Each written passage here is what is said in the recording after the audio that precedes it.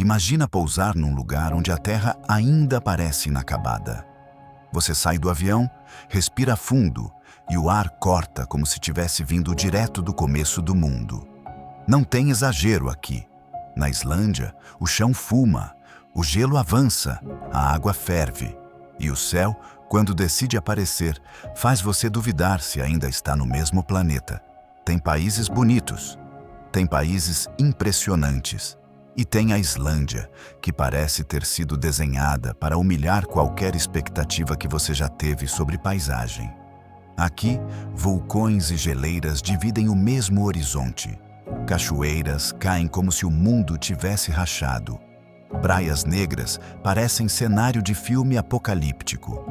E em certas noites, a escuridão se abre em luz verde dançando no céu, como se o universo estivesse tentando te mostrar alguma coisa. A Islândia não é só um destino, é uma experiência física. Você sente no rosto, no silêncio, no vento, na escala absurda de tudo. E quanto mais você avança por essa ilha, isolada no Atlântico Norte, mais percebe que ela não se parece com nenhum outro lugar do mundo. Neste roteiro, a gente vai atravessar a Islândia de ponta a ponta, das cidades pequenas cercadas por lava aos desertos vulcânicos do interior, das praias negras do sul aos fiordes cortados pelo mar no extremo oeste, das geleiras monumentais às fontes termais escondidas no meio do nada. Vamos passar pelos lugares mais famosos, mas também por detalhes que a maioria das pessoas vê e não entende. E no fim, você vai perceber por que tanta gente chega aqui pensando que está visitando um país e vai embora com a sensação de que acabou de conhecer outro planeta. Antes de você ver Reykjavik, você sente Reykjavik. O vento bate primeiro, depois vem o cheiro de mar, enxofre e ar gelado. E então a cidade aparece, pequena, limpa, espalhada, com telhados coloridos quebrando o cinza do céu. Reykjavik é a capital mais ao norte do planeta, entre os estados soberanos, mas ela não tenta parecer grandiosa. Esse é justamente o truque. Ela parece discreta até você perceber que foi construída sobre uma das forças geológicas mais violentas da Terra. Quase toda a energia que aquece a cidade vem do subsolo. A água quente que sai das torneiras aquece casas e enche piscinas públicas. Foi aquecida por atividade geotérmica. Em muitos bairros, você literalmente toma banho em água que passou por rochas vulcânicas antes de chegar até você. E isso muda completamente a forma como a cidade vive. No inverno, quando a neve cai, muitas calçadas continuam livres de gelo, porque o calor do subsolo ajuda a mantê-las utilizáveis. Em poucos lugares do mundo, a geologia interfere tão diretamente na vida cotidiana. O centro é compacto, feito para ser percorrido a pé. A Hallgrímskirkja se ergue sobre a cidade como uma nave de concreto inspirada em colunas de basalto. Aquelas formações hexagonais criadas quando a lava esfria lentamente. É uma igreja que parece ter sido esculpida por uma erupção. Do alto da torre, Reykjavik deixa de parecer pequena. Você vê o oceano, as montanhas ao fundo, os bairros baixos, os telhados coloridos e entende que a cidade não está tentando competir com a paisagem. Ela sabe que nunca venceria. Perto dali, a harpa, a sala de concertos à beira-mar, reflete o céu e a água em uma fachada de vidro geométrico inspirada em cristais de basalto e luz do norte. Quando o tempo fecha, ela parece um bloco de gelo escuro. Quando o sol aparece, vira um espelho vivo. Reykjavik é o ponto de entrada, mas a verdade é que ela existe quase como um portal. Você passa 1 ou 2 dias ali e logo percebe que a cidade não é o destino final. Ela é o último lugar civilizado antes de uma sequência de paisagens que começa a ficar cada vez mais impossível. Saindo da capital, o chamado Círculo Dourado é o roteiro que quase todo mundo faz primeiro. E existe um motivo. Ele não é só acessível. Ele é absurdamente eficiente em mostrar, em poucas horas, a lógica brutal da Islândia. O Parque Nacional de Thingvellir parece à primeira vista uma paisagem bonita de campos, água e falhas rochosas. Mas o que está acontecendo ali é maior do que a maioria das pessoas imagina. Você está literalmente entre continentes. É um dos raros lugares do mundo onde a separação entre as placas tectônicas da América do Norte e da Eurásia pode ser vista em terra firme. As placas se afastam alguns centímetros por ano, lentamente, sem pedir licença, e ao longo de milhares de anos abriram fissuras, vales e cânions que parecem rasgos na crosta terrestre. Caminhar por Thingvellir não é só ver um parque, é andar por uma fratura geológica ativa. E como se isso não bastasse, foi ali que nasceu o Althing, o parlamento islandês, fundado em 930, um dos mais antigos do mundo, ainda em funcionamento. A Islândia escolheu um lugar onde a terra está se partindo para fundar seu centro político. Se isso não diz tudo sobre esse país, quase nada diz. Mas o sul da Islândia é onde o país começa a entrar na sua fase mais cinematográfica.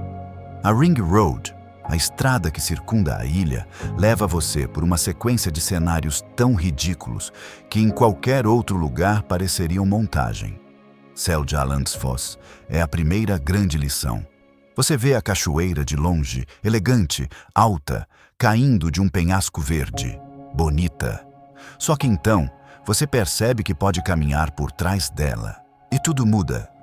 De repente, a água vira uma cortina translúcida entre você e o mundo. O som fica mais grave. O vento muda. O spray te encharca. O horizonte aparece emoldurado por uma parede líquida. Poucas experiências explicam tão bem a Islândia quanto essa. Você não observa a paisagem de fora. Você entra nela. Alguns quilômetros adiante, Skogafoss troca elegância por força bruta. A água despenca reta, pesada, larga, como se alguém tivesse aberto uma comporta no céu.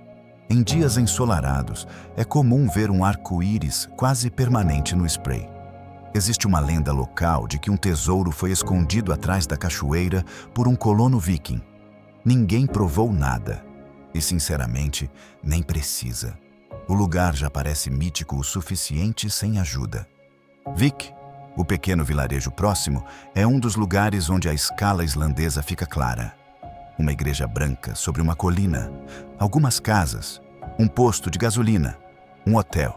E atrás disso tudo, glaciares, falésias, mar aberto e campos de lava.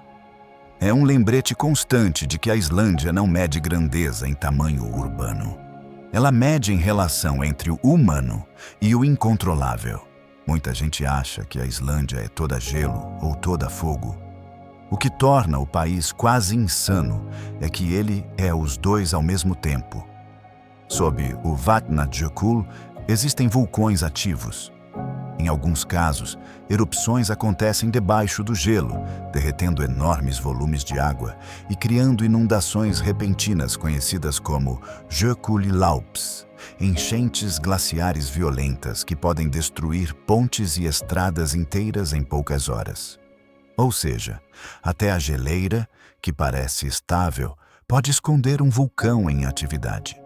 É difícil encontrar um lugar onde a palavra paisagem signifique tanto movimento invisível.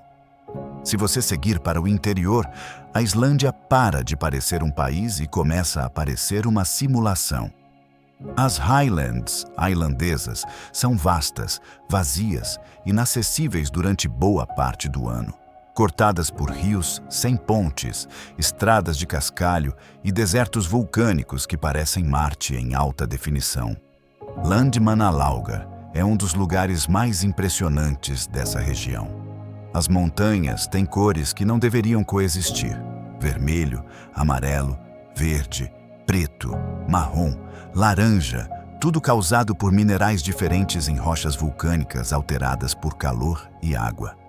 O solo fuma, a água brota quente, campos de lava endurecida se estendem como ondas petrificadas. Em certos trechos, você caminha e tem a sensação literal de estar dentro de uma pintura geológica.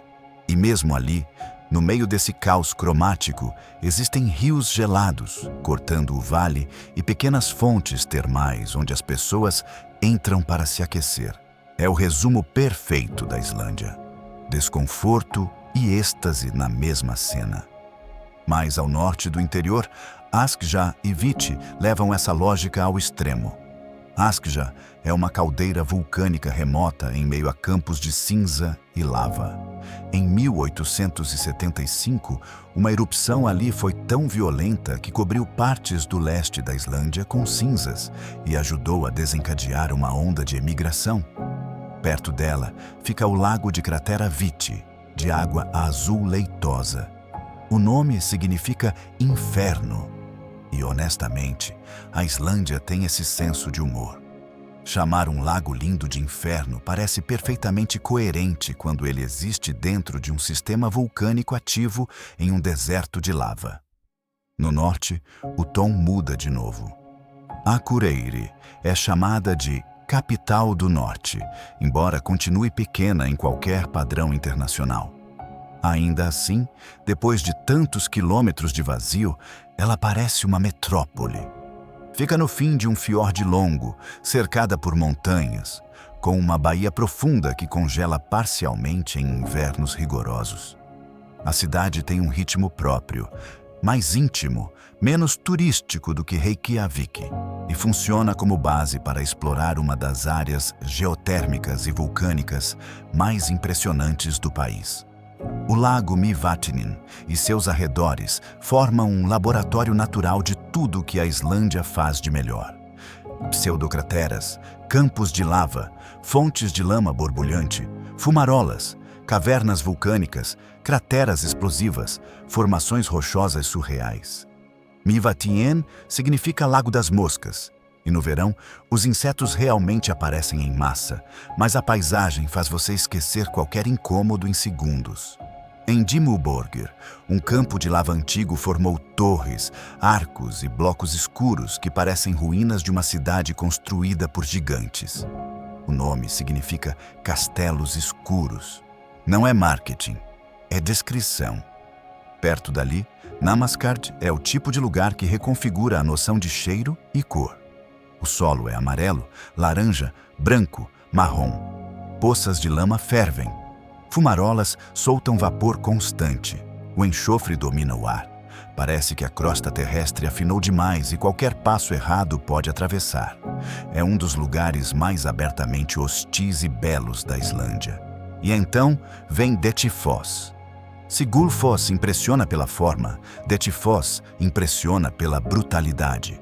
É considerada assim a cachoeira mais poderosa da Europa em volume de água. Ela não cai, ela explode para baixo. A água do rio Jökulsá a Fjöllum, carregada de sedimentos glaciais, desce cinza, pesada, espessa e atinge o cânion com uma violência que faz o chão vibrar. Você não escuta Dettifoss. Você sente Dettifoss no peito. Em dias de vento, o spray sobe tão forte que parece chuva lateral. O cenário ao redor, árido e rochoso, só aumenta a sensação de que você está vendo um processo geológico em tempo real, não uma atração turística. Seguindo para o leste, os fiordes orientais oferecem outra Islândia. Menos visitada, mais silenciosa, mais íntima. Aqui, a estrada contorna montanhas que mergulham direto no mar. Vilarejos minúsculos aparecem encaixados entre água e rocha, e a sensação de isolamento cresce de forma quase viciante. Seyðisfjörður é um desses lugares que parecem improváveis. Um vilarejo colorido no fundo de um fiorde estreito, cercado por cachoeiras e montanhas íngremes. No inverno, a neve fecha tudo. No verão, a luz dura horas e horas. A estrada até chegar ali já é uma experiência. Subidas abruptas, neblina, planaltos quase lunares e depois a descida dramática até o mar. É uma das melhores traduções do que a Islândia faz com você. Ela nunca entrega um lugar sem exigir a travessia, mas se existe uma região que parece condensar a Islândia em sua forma mais pura, é a Península de Snæfellsnes. Os islandeses gostam de chamá-la de Islândia em miniatura. E pela primeira vez, um clichê faz justiça ao lugar. Em poucas horas, você cruza campos de lava, montanhas isoladas, praias negras, falésias cheias de aves marinhas, vilarejos pesqueiros, crateras vulcânicas, geleiras e penhascos que parecem o fim do mundo. No centro de tudo está o Snæfellsjökull, o vulcão coberto por geleira que inspirou Júlio Verne em Viagem ao Centro da Terra. A escolha não foi aleatória.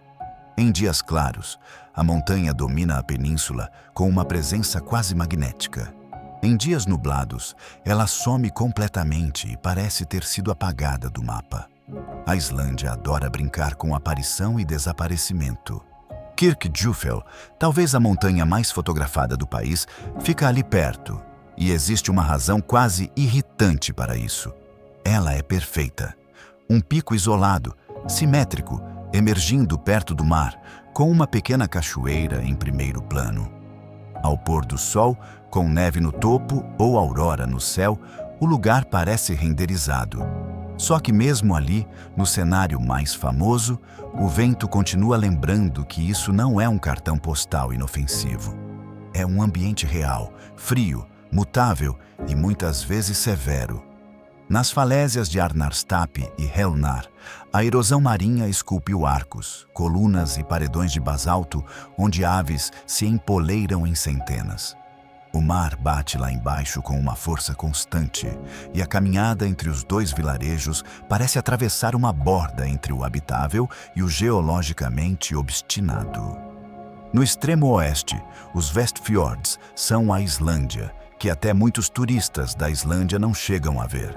Estradas longas, curvas intermináveis, montanhas recortadas, fiordes profundos, fazendas isoladas e uma sensação de fim do mapa que é difícil reproduzir em qualquer outro lugar da Europa. Essa região foi moldada por eras glaciais antigas e permanece menos desenvolvida, menos povoada e muito mais imprevisível. Dinjandi, a grande cachoeira da região, parece uma cascata em leque descendo por degraus de rocha como um véu gigantesco. Vista de baixo, ela ocupa a paisagem inteira. Vista de longe, parece uma parede líquida costurada na montanha. E lá adiante, em Latrabjarg, os penhascos mais ocidentais da Europa se erguem sobre o Atlântico como uma muralha de quase 15 quilômetros. No verão, papagaios do mar se aninham ali em números enormes. Eles são desajeitados no voo, quase cômicos, mas colocados naquele cenário de abismo, vento e oceano infinito, viram parte de uma composição que parece impossível de repetir. A Islândia também tem uma relação única com a luz. No verão, em certas regiões, o sol mal se põe. Mesmo quando toca o horizonte, a noite não escurece de verdade. O céu fica azul profundo, dourado, lilás, e a madrugada se confunde com o entardecer. Isso muda a forma como você vive. Você perde a noção de hora, caminha mais longe, dirige mais tarde, olha para o relógio e descobre que é quase meia-noite com luz suficiente para enxergar as montanhas. No inverno, acontece o oposto. Os dias encurtam dramaticamente. A luz aparece por poucas horas, oblíqua, cinematográfica, e some cedo. Mas é nessa estação que a Islândia revela uma de suas maiores obsessões visuais, a aurora boreal.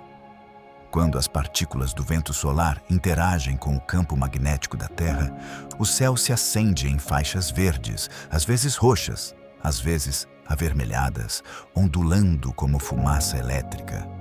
Vídeos nunca conseguem traduzir completamente. Fotos exageram ou achatam. Ao vivo, o que impressiona não é só a cor, é o movimento. A sensação de que o céu deixou de ser teto e virou organismo. E então existem as águas termais, que na Islândia não são luxo, são cultura. Sim, a Blue Lagoon ficou famosa no mundo inteiro, e com razão. A água azul leitosa, cercada por campos de lava negra, parece uma instalação futurista. Mas o que muita gente não percebe é que o hábito islandês de entrar em água quente no frio é muito mais profundo do que qualquer spa instagramável.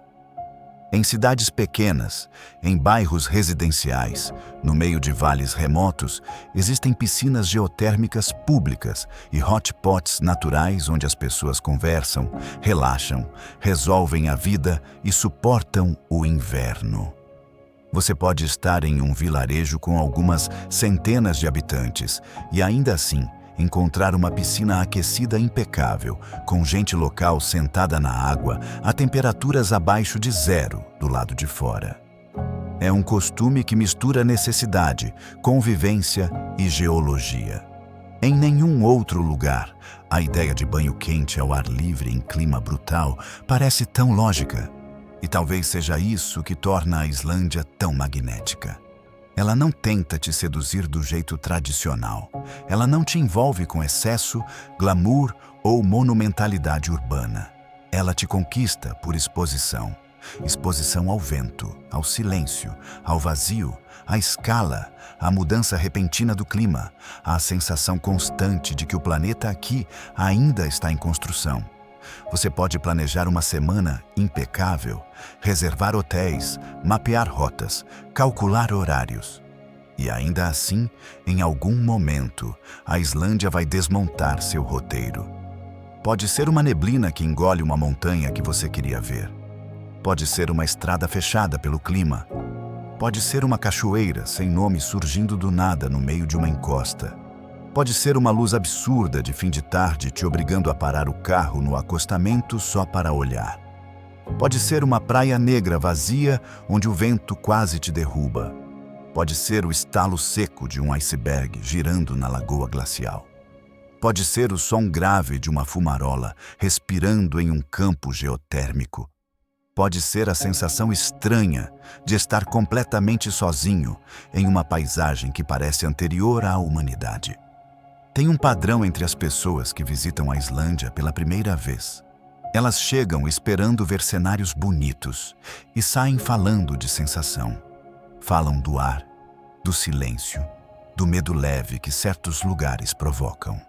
Da paz quase absurda de dirigir por horas sem ver ninguém. Da humildade que bate quando você percebe o quão pequena é qualquer ambição humana diante de uma geleira, de um vulcão, de uma planície de lava que levou séculos para esfriar. A Islândia não entrega tudo de uma vez.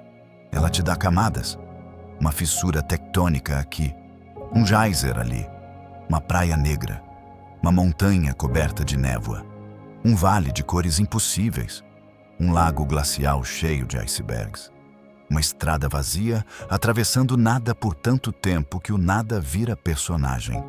E quando você finalmente vai embora, alguma coisa fica fora do lugar dentro de você. Não é só vontade de voltar, é a sensação de que você viu uma versão mais crua do mundo. Menos domesticada, menos filtrada, menos disfarçada. A Islândia é pequena no mapa, brutal na escala e quase infinita na experiência. E talvez essa seja a melhor definição possível para um país onde o fogo dorme debaixo do gelo e o planeta ainda parece vivo demais para ser apenas paisagem.